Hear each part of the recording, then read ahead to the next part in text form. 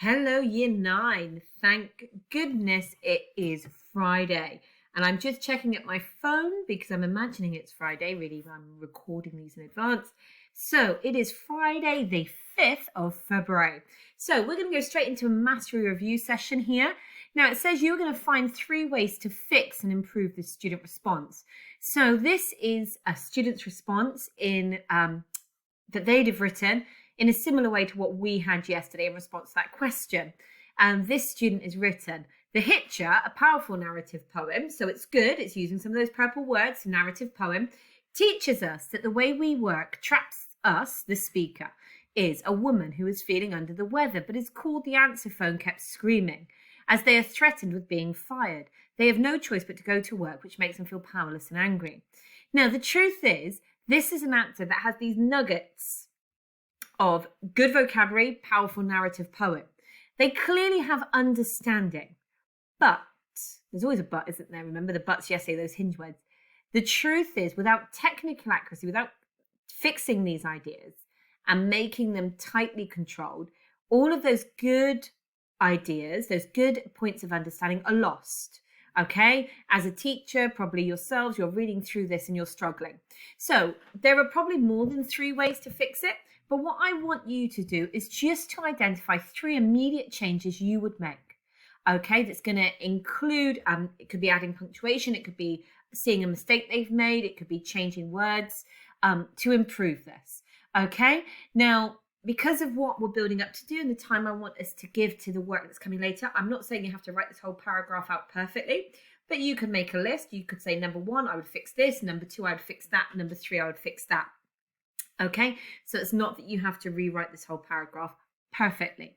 So give yourself about 3 to 4 minutes to come up with 3 immediate fixes to improve the student response. Okay, so before we look at some of the fixes, this idea of fixing is what we mean when we talk about editing our work in redrafting. Okay, that's taking what we've got and fixing technical inaccuracies. Revising, which is what we were doing at the end of yesterday's lesson, where we had a very intentional, we're going to add in 2 purple words, we're going to make sure that it uses evidence, that it uses the word because. That's revision. That is the best way to improve a grade or achieve a higher mark. Sometimes when you write and your teacher says, right, I want you to improve this, we think it just means fixing technical inaccuracies. Actually, there's also this desire, this intention to revise what we write, to always make it better. Okay, so anyway, let's see some of the errors. Now, remember, you only needed to spot 3. So if I cover your 3, you can give yourself a mark. Okay, so the obvious and the capitalization. Now, the truth is, with the front and writing activity we did yesterday, the reality is sometimes our thoughts take over. Okay, and our thought processes, the way we think is really powerful. It can kind of bypass lots of other ways that we usually think. We don't often think in a multifaceted way. So when you were writing essay, you were probably thinking about the question, answering the question, coming up with ideas about the poem. So your thought was driven to content. What am I writing? Not how am I writing? What we're looking at here is that how we write is got to balance. It's got to be equal with what we write.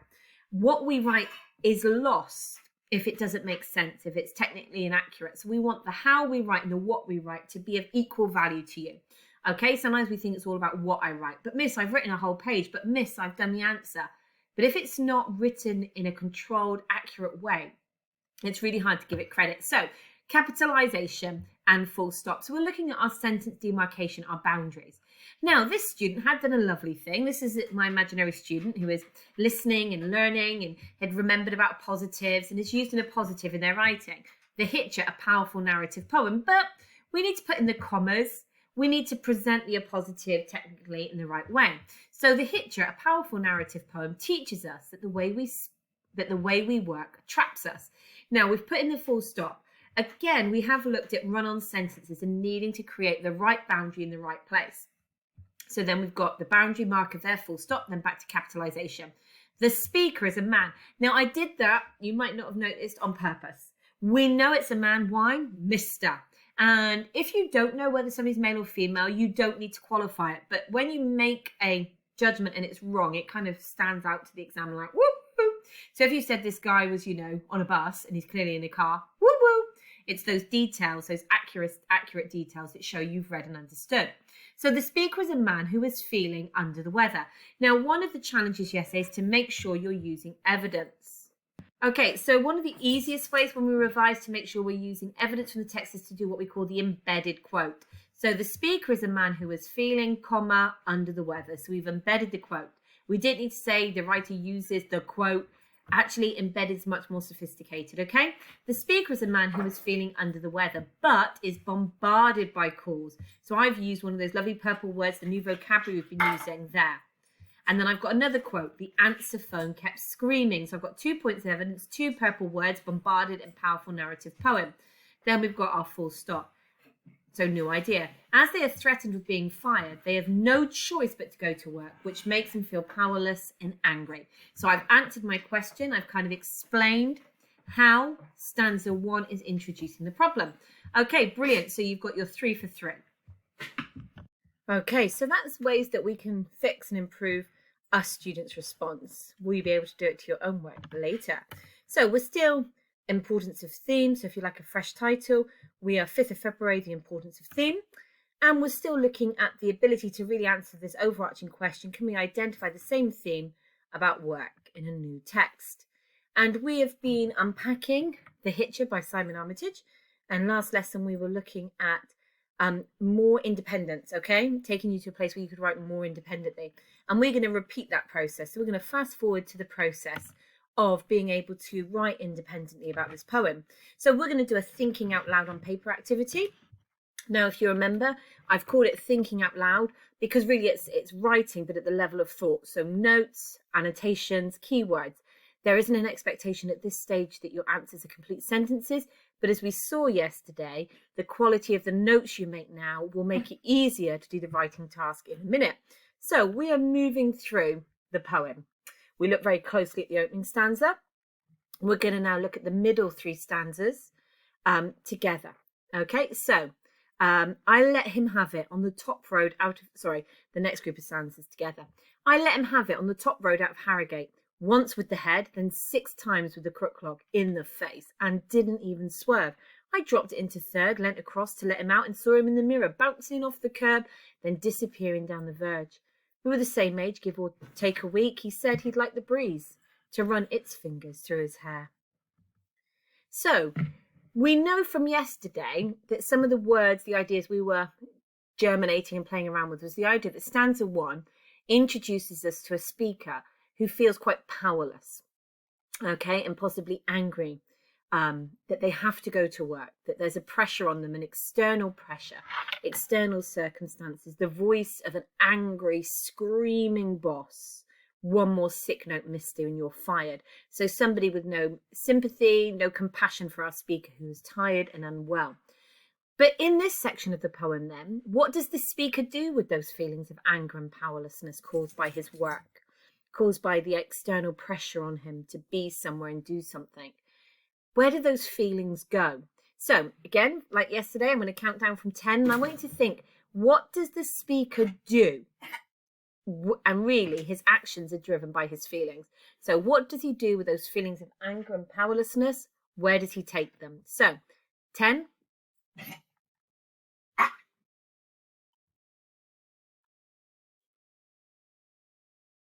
Brilliant. 10 seconds. You should have an answer to that one. Okay. Can you hear my dog? You okay? She's okay. She's just choking on a biscuit. Okay, so now we're going to have a look at this bit. So I let him have it on the top road out of Harrogate, once with the head, then 6 times with the crook log in the face, and didn't even swerve. I dropped it into 3rd and leant him across to let him out and saw him in the mirror, bouncing off the curb, then disappearing down the verge. We're the same age, give or take a week. He said he'd like the breeze to run its fingers through his hair. Okay, so for this bit, what I want you to do is think just about some details. I'm going to give you 5 seconds for this bit. Can you circle 2 violent details of the attack? So 2 aspects of violence. So really that's going to be focusing us on the verbs, so the doing words maybe, and the verb phrases. So 2 violent details. And can you underline the phrase though that shows he still has some control? So violent details of the attack, but also the clue, the word or phrase that shows, despite this violent attack, that he's still in control. You ready? Now, if you haven't obviously mark on the screen, you could quickly just make a note of 2 violent details or the phrase that shows he's still in control. Okay, off you go.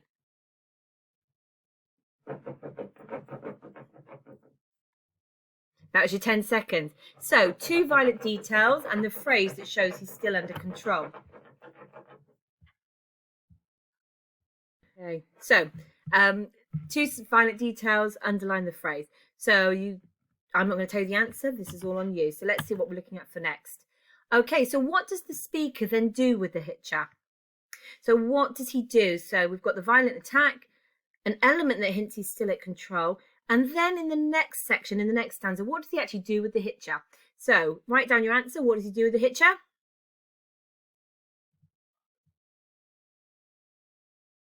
Okay, good. Hope you've got your answer. Now, he then watches this hitcher, doesn't he? Bouncing off the curb, disappearing down the verge. He's almost describing what he sees, but without emotion. There's no remorse, there's no guilt. He's just describing what he sees. Okay, there's this sense of detachment, isn't it, as he describes that. And then he tells us some information that helps us realize that him, so the speaker and the hitcher, are the same age. So we know that he thinks that they're similar. But can you tell me 3 ways in which they're different? 1 to 3 ways in which they're different. Now, this answer isn't immediately in this part of the poem. It's kind of like the sense across the whole poem. How is the hitcher and the speaker of this poem different, even though they're the same age? Can you give me maybe 1 to 3 differences? And your time starts now.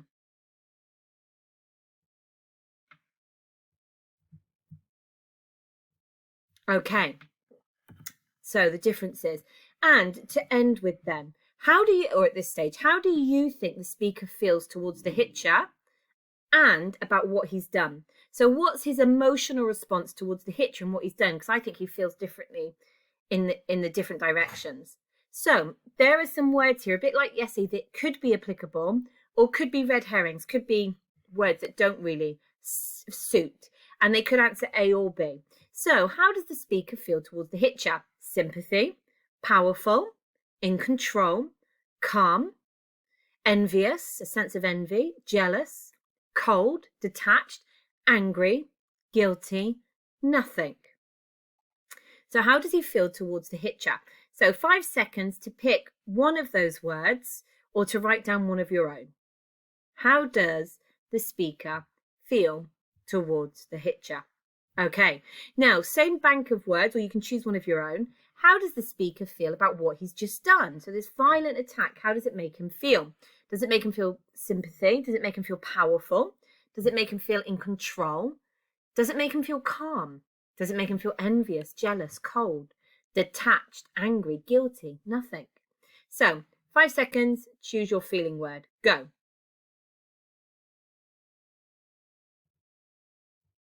Brilliant. Okay, so we've got this section of the poem and we've got our notes. We're thinking out loud on paper, we're making notes. Okay, we're going to look at the last stanza and then we're going to go into our writing. So, to run its fingers through his hair. It was 12 noon. The outlook of the day was moderate to fair. Stitch that, I remember thinking. You can walk from there. So how does the speaker feel, do you think, by the end of the poem? What's his feeling? Now, I've given you no words here. It might be a word that we've already used. But what sense do you get of this speaker by the end of the poem? So just write down some key words and ideas in answer to that question.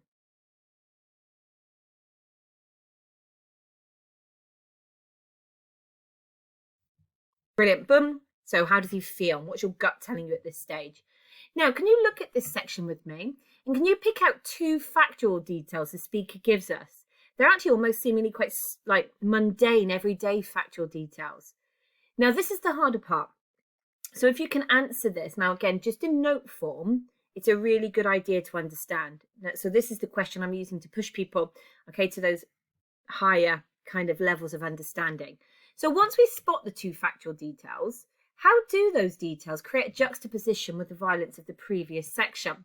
So we have this incredibly violent attack, and you've got 2 details of the violent attack, juxtaposed with these factual details. So what's that trying to reveal, do you think? Why we've got violence versus what do you think in this stanza, okay? So just write down 2 factual details, give you a clue, time of day, something about the weather. And then just looking at those details, how is that like in contrast? How is that so different to the violence of the other scene? Now, I'm going to just give you a little clue because that is a harder question, isn't it? So the factual details, what were they? Yep, 12 noon. And he talks about the weather, moderate to fair. That's going to be a good day. So we have this kind of factual report of the weather, even though we've also got the disclosure of this incredibly violent thing. So really that extreme juxtaposition between violence and almost like this cold, calculated calm, it reveals maybe, it could be paradoxical, couldn't it? It could be revealing a hidden truth about this speaker, that they themselves are actually really detached and disconnected from society, that they no longer have a sense of right or wrong, that attacking somebody and then talking about the weather are just part of their day. So it could be ideas like that. So look at the speaker's final line. Stitch that, I remember thinking, you can walk from there. So the you refers back to the head and the hitcher. And this is what he says he was thinking when he threw the hitcher out of the car. You can walk from there. So how does it show that he feels about the hitcher? Does he show any remorse? Now, remorse is a lovely word that means guilt, to feel sorry and sad for something wrong that you've done. Does he feel any sense of remorse? How do you think he's feeling about the hitcher in that last section, in that last line? Stitch that, I remember thinking, you can walk from there. Now, this is really about that second character, the hitcher again. Now, I love this word. It goes way back to ye biblical times. A scapegoat. Okay, a scapegoat. Now, we use a scapegoat as a modern term to describe a person who's blamed for the wrongdoings, the mistakes or faults of others. So they end up carrying the blame. So a bit like a scapegoat in the past, a goat would have been used as a sacrifice, and people would sacrifice goats to make an escape route to take the blame for their own wrongdoings. And in the sacrifice of the goat, their wrongdoings would be forgiven. So a scapegoat, we use a colloquial term, colloquial expression. Sometimes we talk about patsy, something that's going to be the fall guy, something that we're going to set up to take the blame if something goes wrong. So in a way, the hitcher becomes a scapegoat for our speaker, because actually all the things that are wrong, all the things that make him feel angry and stressed, he puts upon the hitcher. He makes this hitcher the scapegoat for all of those feelings, all of that frustration, all of that stress. So what does he end up really having against the hitcher, do you think? What does he blame the hitcher for? What does this hitcher become a scapegoat for? So for 10 seconds, what does he blame the hitchhiker for? That's your way in. So you could say he blames him for, he's jealous because, if you think about what he has against him, he envies the hitcher because the hitcher is. So what is it he has against the hitcher? Okay, so 10 seconds.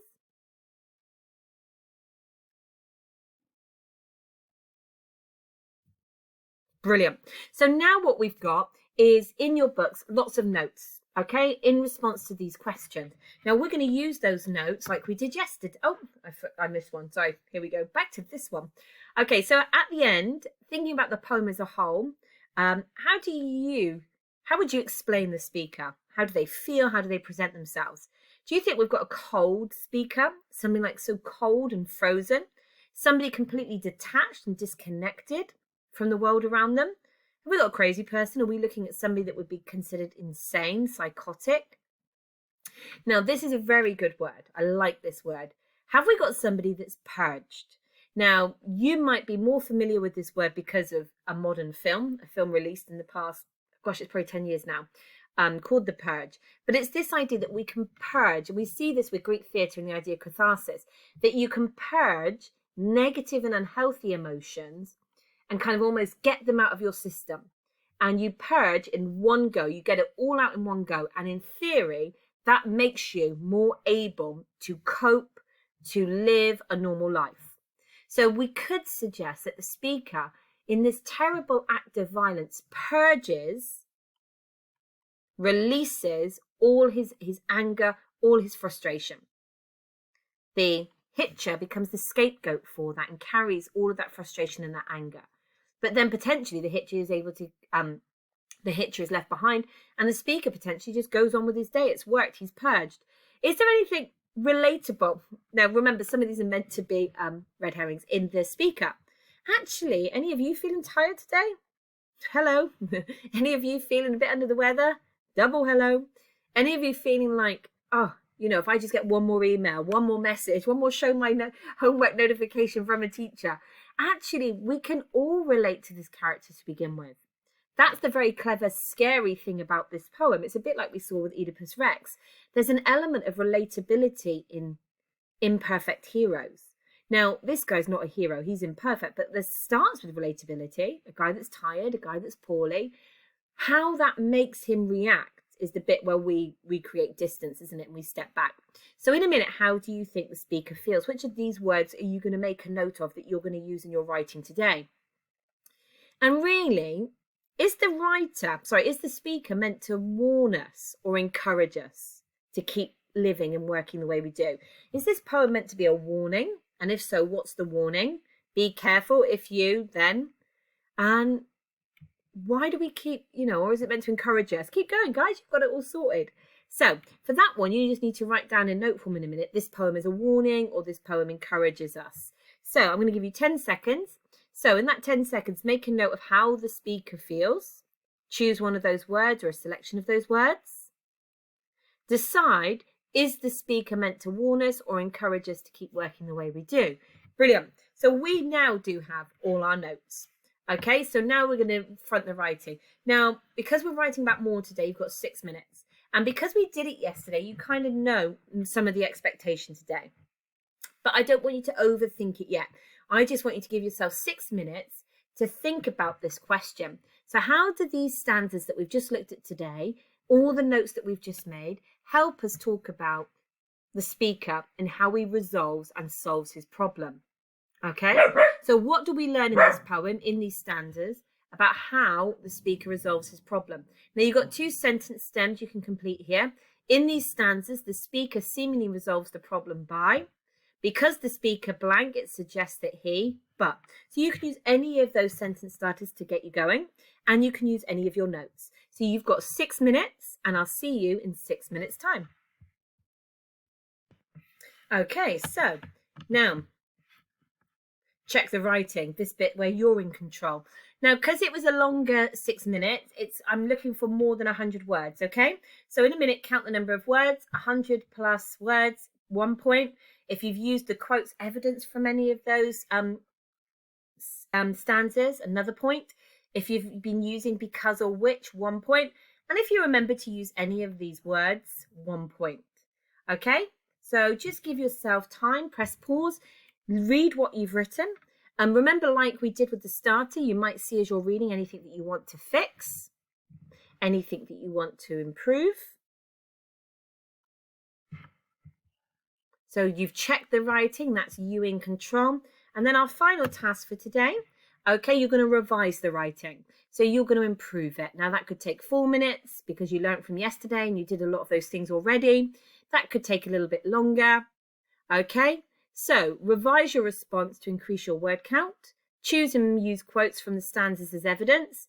Choose and use at least 2 purple words to help you with precision and detail. And make sure your answer includes because or which. Now, guys, there is also an expectation then that your teacher will get your revised paragraph. You don't necessarily need to send them all of your work. The final polished paragraph is enough. If you like to send your teachers the evidence of everything you've done, go for it. The other thing to remind you of, okay, guys, is that we are moving to live sessions. So your individual teachers will be setting up live sessions over the next 2 weeks. They go alongside the learning. They don't necessarily always replace it. But we'll make sure that if you are in a live lesson when you should be doing a lesson, that we will know that, okay? Also, there is a quiz on Show My Homework for 10 marks. So make sure you go and do that. Bye.